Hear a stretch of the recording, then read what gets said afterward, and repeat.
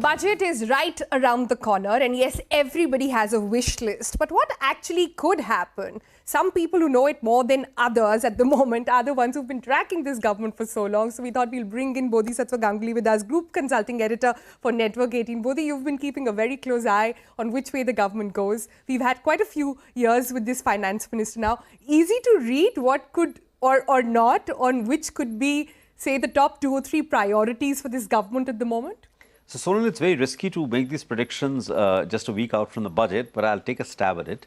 One is that I think that there is likely to be, and don't hold me to it if I get it wrong, some income tax relief under the new tax regime, particularly for the taxpayers in the 5, 10 lakh, 15 lakh bracket. They're likely to some reduction of lower income. Because as you know, the new income tax regime, the exemptions are all gone. The housing loan exemption and the health insurance, but the tax rates are somewhat lower.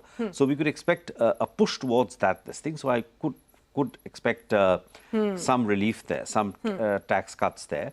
There is also talk of relief to taxpayers under the old income tax regime, because a lot of people have stuck to it, particularly people who have home loans and so on and so forth. I don't know whether that's going to happen, because the government's intent has been to push people towards the new income tax. So that's one. That's one. The other thing which would concern the middle class and people who invest in the stock markets through mutual funds or through stocks is the capital gains tax. And there has been a lot of rumors and a lot of apprehension in the market that the government might raise capital gains tax too. So again, don't hold me to this, but I doubt it, because the fact is the rising market capitalization has engendered a feeling of goodwill in large sections of society. You see these SIPs coming in, you see the new demat accounts being opened, the inflows into the stock market. So I think the capital gains tax will not be tinkered with. In fact, there is some talk that long-term capital gains tax kicks in if you hold mutual fund units and shares for more than 1 year. In the case of property, it is 2 years. There are media reports that the property holding period will be brought down to 1 year for LTCG to kick in. We'll see. But I don't think the rates will go up. I would very much doubt that. Do you think jobs would be in focus, since that's been such a talking point and reflected in the latest sort of political results as well? Yeah, sure. So that's very clearly the election results will be one of the factors for the government. So what could then happen is that so the government has a number of schemes to support it. There's a PLI scheme, there are schemes for semiconductors and so on.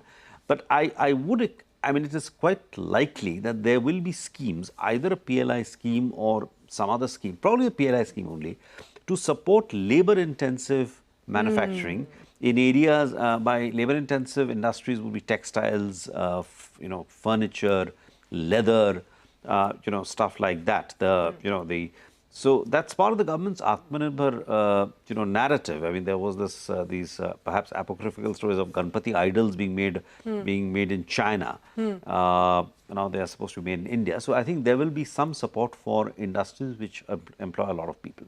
Because clearly, jobs are a concern. Also, if the last few sort of speeches of the Prime Minister are anything to go by, he seems to keep talking about the Garib so much more. So we could see a rollout of a lot more money in the social schemes as well. They have a lot of money sitting with them at the moment to do that. So I would be surprised. I mean, I don't know whether there will be any new social schemes. What are the main social schemes? There's the Pradhan Mantri Garib Kalyan Yojana, which is a free food grain. That will obviously continue. There is Manrega. There could be a higher allocation for Manrega, and then there is the Ayushman Bharat, which is the health insurance scheme. You could, so that basically funds treatment up to 5 lakhs. That number could go up. By how much, I don't know. There's also the Pradhan Mantri Awas Yojana, the housing scheme.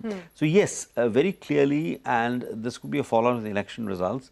We could see a rollout in a higher allocation to social schemes. Right. Also, there are about 5 state elections that are going to happen this year. 3 out of these 5 states are actually agrarian in nature. So we are expecting some rollouts in the agricultural sector as well.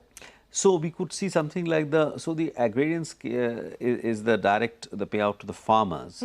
Yeah, there is also, so that could go up. That could go up. There is also the Bima Fasal Yojana, which is basically, that could, the insurance for crop insurance, that could go up. There could also be some rejigging in the manner in which fertilizer subsidy is given, but that would clearly be a priority. That would be a clearly priority. these would be priorities. As we close, Bodhi, one big, if you had to stick your neck out and say this one thing would really make people happy right now that could actually be possible for the government, what would that be? Well, the thing as far as the middle class audience is tax cuts. I think there will be some minor tax cuts. I don't expect any major tax cuts, but the government does have some fiscal headroom because of the RBI's, the dividends. And tax collections are doing well. They're at record high. So I think some tax relief could be around the corner, but don't hold your breath. I mean, sort of. Those are golden words. Tax relief. That's what gets everybody excited, including, the street. But we leave it there for the moment and watch out for what's going to happen finally on the 23rd. See you then.